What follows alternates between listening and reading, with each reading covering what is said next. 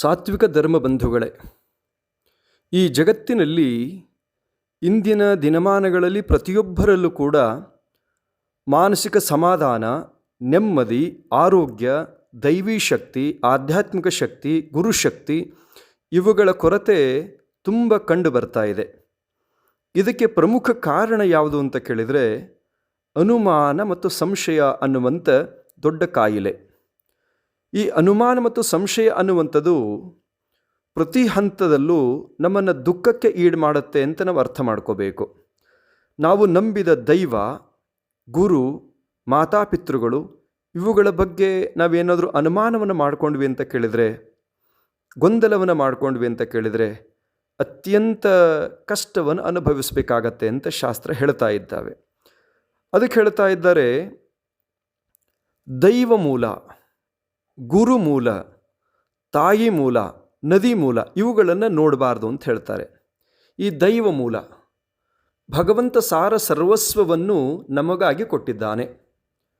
ಪಂಚತತ್ವಗಳು, ಪಂಚಕರ್ಮೇಂದ್ರಿಯ, ಪಂಚಜ್ಞಾನೇಂದ್ರಿಯ, ಪಂಚ ತನ್ಮಾತೃಕೆಗಳು, ಶರೀರದ ಪ್ರತಿಯೊಂದು ಅಂಗಗಳ ರಚನೆ ಇದೆಲ್ಲ ಭಗವಂತ ಉದಾರವಾಗಿ ನಮಗಾಗಿ ಕೊಟ್ಟಿದ್ದಾನೆ. ಇಷ್ಟೆಲ್ಲವನ್ನು ಕೊಟ್ಟ ಭಗವಂತನಲ್ಲಿ ನಾವೊಂದಷ್ಟು ಪೂಜೆ, ಜಪ, ತಪ, ಆರಾಧನೆಯನ್ನು ಮಾಡ್ತೇವೆ. ಕೆಲವೊಂದು ಸಂದರ್ಭದಲ್ಲಿ ಅಭಿಷೇಕ, ಪೂಜಾ, ಆನಂತರ ಹೋಮ, ಹವನ, ಯಜ್ಞ, ದಾನ, ಧರ್ಮವನ್ನು ಮಾಡ್ತೇವೆ.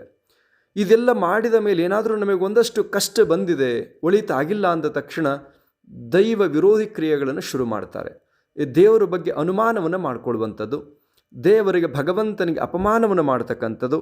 ಇದು ಏನಾಗತ್ತೆ ಅಂತ ಕೇಳಿದರೆ ಸಂಶಯವನ್ನು ಪಡುವಂಥದ್ದು, ಹಲವು ದುಃಖಗಳಿಗೆ ಕಾರಣವಾಗತ್ತೆ. ನಾವು ಗಳಿಸಿದ ಎಲ್ಲ ಪುಣ್ಯ ನಾಶವಾಗತ್ತೆ. ಅದಕ್ಕಾಗಿ ದೈವ ಮೂಲ, ಅದರ ಬಗ್ಗೆ ನಾವು ವಿಚಾರವನ್ನು ಮಾಡಬಾರ್ದು.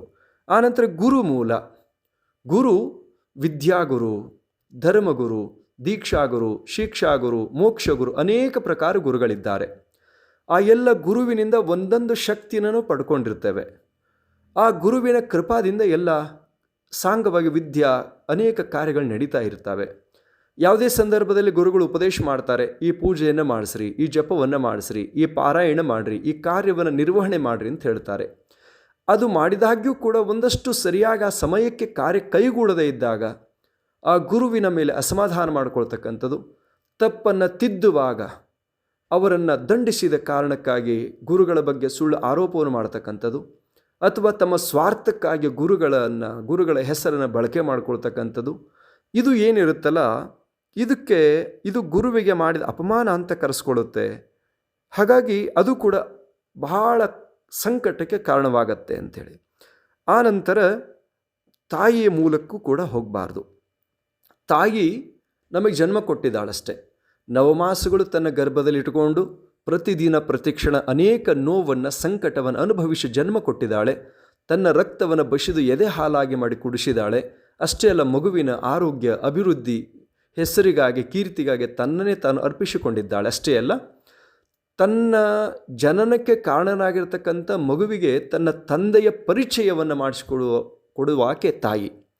ತಾಯಿ ಹೇಳ್ತಾಳೆ, ಇವರು ನಿನ್ನ ತಂದೆ ಅಷ್ಟೇ, ಇವರು ನನ್ನ ತಂದೆ ಹೌದೋ ಅಲ್ಲೋ, ಅಥವಾ ನನ್ನ ತಾಯಿ ಸುಳ್ಳು ಹೇಳ್ತಿದ್ದಾಳು ಅಂತ ಏನಾದರೂ ಅನುಮಾನ ಮಾಡ್ಕೊಂಡ್ವಿ, ಅಥವಾ ತಾಯಿ ಬಗ್ಗೆ ನಾವೇನಾದರೂ ಸಂಶಯ ಪಟ್ವಿ ಅಂತ ಕೇಳಿದರೆ ನಮ್ಮ ಪುಣ್ಯ ನಷ್ಟವಾಗತ್ತೆ ಅಂತ ಹೇಳ್ತಾರೆ. ಆನಂತರ ನದಿ ಮೂಲ, ನದಿ ಪವಿತ್ರ. ಅದಕ್ಕೆ ಹೇಳ್ತಾರೆ, ಗಂಗಾ ತವ ದರ್ಶನಾತ್ ಮುಕ್ತಿ, ಗಂಗಾ ಸ್ನಾನಂ ತುಂಗಾಪಾನಂ ಅಂತ ಒಂದು ಕಡೆ ಹೇಳ್ತಾರೆ. ಆನಂತರದಲ್ಲಿ ನಾವು ನದಿಯ ಮೂಲ, ಗಂಗಾ, ಯಮುನಾ, ಗೋದಾವರಿ, ಸರಸ್ವತಿ, ನರ್ಮದೆ, ಸಿಂಧು, ಕಾವೇರಿ ಎಲ್ಲ ಅನೇಕ ನದಿಗಳ ಉಗಮ ಅದು ವಿಶೇಷ ವಿಭಿನ್ನವಾಗಿರುತ್ತೆ. ಅದು ಹರ್ಕೊಂಡು ಬಂದಂಥದ್ದು, ಅದೆಲ್ಲವನ್ನು ನಾವು ನೆನೆಸ್ಕೊಂಡು ಅದ್ರ ಮೂಲಕ್ಕೆ ಹೋದ್ವಿ ಅಂತ ಕೇಳಿದರೆ ಅದು ಎಲ್ಲೆಲ್ಲಿ ಬಂದೋತೋ, ಹೆಂಗಾಯಿತೋ, ಶುದ್ಧ ಐತೋ ಇಲ್ಲೋ ಅನ್ನುವಂಥ ಅನುಮಾನವನ್ನು ಮಾಡಿಕೊಂಡ್ವಿ ಅಂತ ಕೇಳಿದರೆ ಆ ನದಿಗೆ ಮಾಡಿದ ಅಪಮಾನ, ಆ ಜಲಕ್ಕೆ ಮಾಡಿದ ಅಪಮಾನ ಅಂತ ಕರೀತಾ ಇದ್ದಾರೆ. ಹಾಗಾಗಿ ಇವುಗಳಲ್ಲಿ ಏನಾದರೂ ನಾವು ಸಂಶಯಗಳ ಪಟ್ವಿ ಅಂತ ಕೇಳಿದರೆ ಹಲವು ದುಃಖಗಳಿಗೆ ಇದು ಕಾರಣವಾಗತ್ತೆ ಅಂತಕ್ಕಂಥದ್ದು. ಅದಕ್ಕೊಂದು ಸಣ್ಣ ಉದಾಹರಣೆ ಹೇಳೋದಾದರೆ ನಿಮಗೆ, ರಾಮಾಯಣ ಕಾಲದ ಒಂದು ಘಟನೆ, ರಾವಣರ ಯುದ್ಧ ಪೂರ್ವದಲ್ಲಿ ನಡೆದಂಥ ಘಟನೆ ಇದು. ರಾವಣನ ಮಗ ಮೇಘನಾದ, ಅವನು ತುಂಬ ಬಲಶಾಲಿ,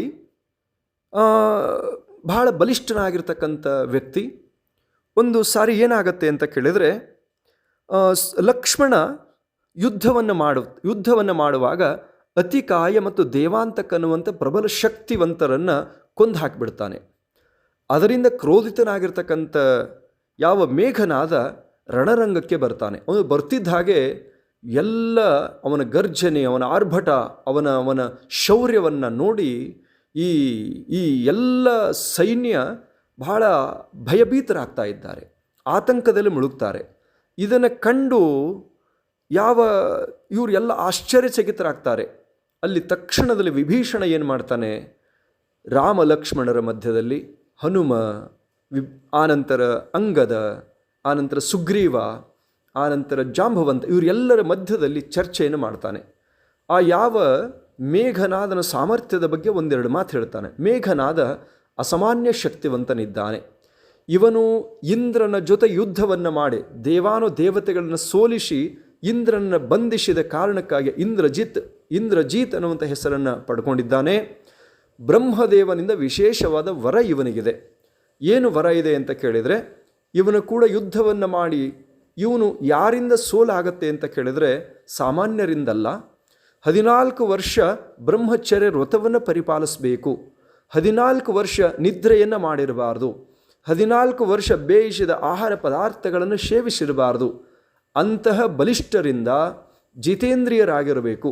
ಅಂಥವರಿಂದ ಇವನಿಗೆ ಮೃತ್ಯು ಆಗತ್ತೆ. ಅಷ್ಟೇ ಅಲ್ಲ, ಯುದ್ಧವನ್ನು ಮಾಡುವಂಥ ಪ್ರಸಂಗದಲ್ಲಿ ಆ ಕುಲದೈವ ಯಾವ ನಿಕುಂಬಿಳಾ ದೇವಿಯ ಹತ್ತಿರ ಹೋಗಿ ಒಂದು ಯಜ್ಞವನ್ನು ಮಾಡಿ, ಪ್ರತ್ಯಂಗಿರಾದಿ ಮಹಾಯಜ್ಞವನ್ನು ಮಾಡಿದಾಗ ಆ ದೇವಿ ಪ್ರಕಟ ಆಗಿ ಒಂದು ರಥ ಮತ್ತು ಖಡ್ಗವನ್ನು ಉಡುಗೊರೆಯಾಗಿ ಆಶೀರ್ವಾದ ರೂಪದಲ್ಲಿ ಕೊಡ್ತಾಳೆ.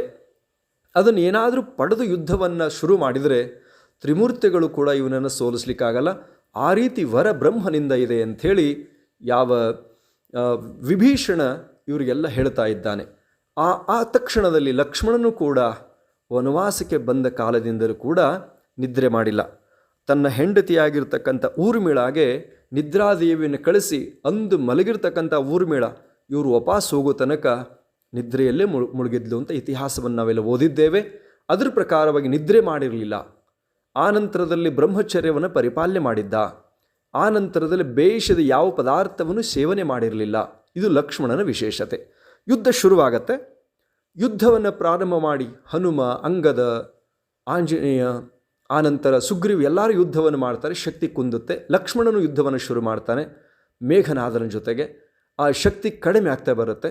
ವಿಭೀಷಣ ಹೇಳ್ತಾನೆ, ಸೂರ್ಯಾಸ್ತ ಆದಂತೆ ಯಾವ ಮೇಘನಾದನಿಗೆ ಶಕ್ತಿ ಹೆಚ್ಚಾಗತ್ತೆ, ಹಾಗಾಗಿ ನೀನು ಕೂಡ ಯುದ್ಧವನ್ನು ಪ್ರವೇಶ ಮಾಡಿ ಯುದ್ಧದಲ್ಲಿ ಭಾಗವಹಿಸಬೇಕು ಅನ್ನುವಂಥ ಸಲಹೆ ಕೊಟ್ಟ ತಕ್ಷಣದಲ್ಲಿ ಶ್ರೀರಾಮಚಂದ್ರ ಮತ್ತು ಲಕ್ಷ್ಮಣ ಇಬ್ಬರೂ ಕೂಡಿ ಯುದ್ಧವನ್ನು ಪ್ರಾರಂಭ ಮಾಡ್ತಾರೆ. ಯುದ್ಧ ಪ್ರಾರಂಭ ಆಗತ್ತೆ. ಆನಂತರದಲ್ಲಿ ಒಂದಷ್ಟು ಹೊತ್ತು ಯುದ್ಧವನ್ನು ಮಾಡಿರ್ತಕ್ಕಂಥ ಯಾವ ಮೇಘನಾದ ಮಾಯಾ ಯುದ್ಧವನ್ನು ಪ್ರಾರಂಭ ಮಾಡ್ತಾನೆ. ಅವನು ಎಲ್ಲ ಶಸ್ತ್ರಾಸ್ತ್ರಗಳನ್ನು ಪಡೆದವನಾಗಿದ್ದ.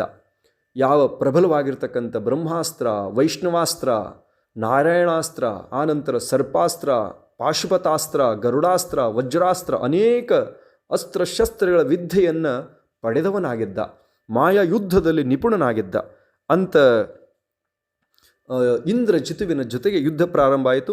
ಯುದ್ಧ ಮಾಡ್ತಾ ಮಾಡ್ತಾ ಅವನು ಮಾಯಾ ಯುದ್ಧವನ್ನು ಶುರು ಮಾಡಿಬಿಡ್ತಾನೆ. ಆಗ ನಾಗಪಾಶವನ್ನು ಪ್ರಯೋಗ ಮಾಡ್ತಾನೆ.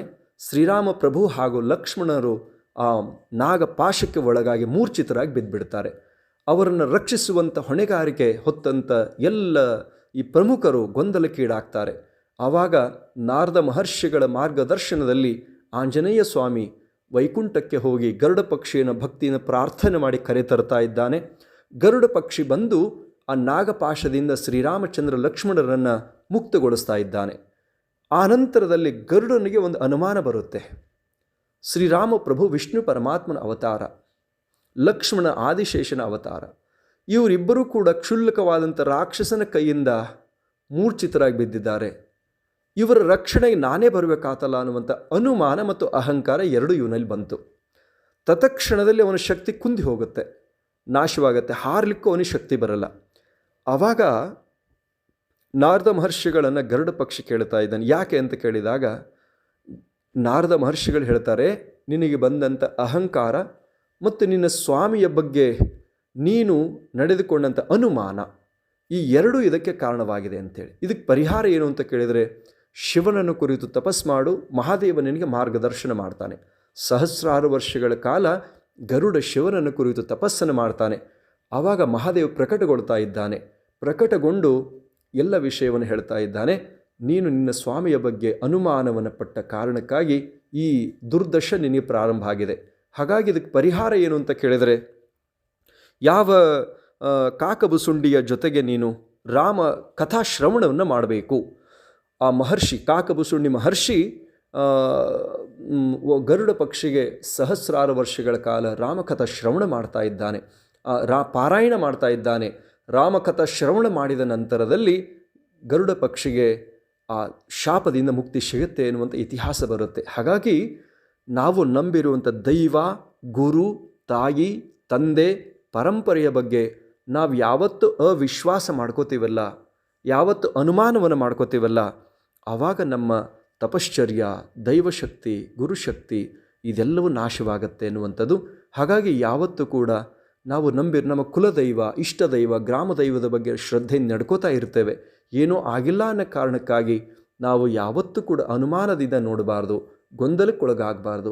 ಒಂದಷ್ಟು ಸಮಾಧಾನವಾಗಿ ಹೋದ್ವಿ ಅಂದರೆ ಭಗವಂತ ಕೊಡ್ಲಿಕ್ಕೆ ಸಮರ್ಥನಿದ್ದಾನೆ. ಅದಕ್ಕೆ ಹೇಳ್ತಾರೆ, ಭಗವಾನ್ ದೇತಾ ಹೈ ತೋ ಛಪ್ಪರ್ ಫಾಡ್ಕೆ ದೇತಾ ಹೈ, ಭಗವಾನ್ ಲೇತಾ ಹೈ ತೋ ಚಮಡ ಉಖಾಡ್ಕೆ ಲೇತಾ ಹೈ, ಭಗವಾನ್ ಕೆ ಪಾಸ್ ದೇರ್ ಹೈ ಕಿಂತು ಅಂಧೇರ ನಹಿ. ಕೊಡುವಂಥ ಭಗವಂತ ಸಮರ್ಥನಿದ್ದಾನೆ.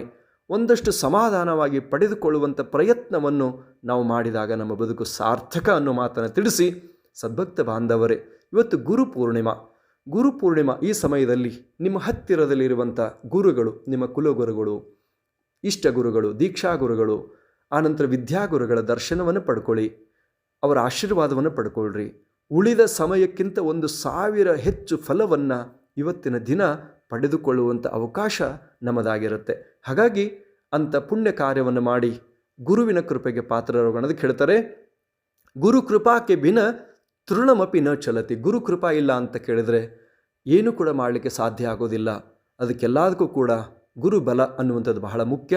ಅಂಥ ಗುರುವಿನ ಕೃಪೆಗೆ ಪಾತ್ರರಾಗೋಣ ಅನ್ನುವಂಥ ವಿಷಯವನ್ನು ತಿಳಿಸಿ, ತಮ್ಮೆಲ್ಲರಿಗೂ ಕೂಡ ಭಗವಂತನ ಕರುಣೆ, ಗುರುವಿನ ಕಾರುಣ್ಯ, ದೈವಾನುಗ್ರಹ ಇರಲಿ ಅನ್ನುವಂಥ ಸಂಕಲ್ಪದೊಂದಿಗೆ ಈ ಸಂದೇಶಕ್ಕೆ ವಿರಾಮ ಕೊಡ್ತೇವೆ. ಓಂ ಶೋಂ ಭೂಯಾತ್.